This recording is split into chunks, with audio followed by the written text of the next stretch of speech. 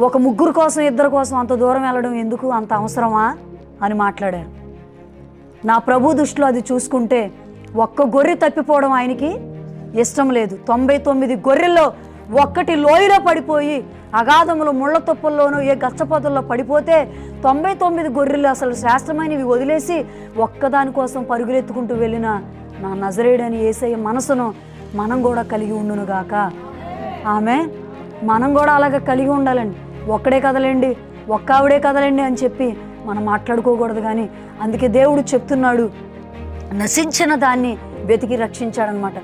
ఎందరైతే నశించిపోతున్నారో, ఎన్ని గొర్రెలైతే నశించిపోతున్నాయో, ఆ ఒక్క గొర్రె కూడా తప్పిపోవటం దేవునికి ఇష్టము కాదు. ఒక మాటతో చెప్పాలంటే, నువ్వెక్కడో తిరుగుతున్న నిన్ను తీసుకొచ్చి ఒక కాపరికి అప్పచెప్పి నీకు సరైన విధంలో క్రమశిక్షణలో దేవుడు నిన్ను పెంచుతున్నాడంటే నీ పట్ల దేవుడు చాలా శ్రద్ధ తీసుకున్నాడు. ఆమెన్.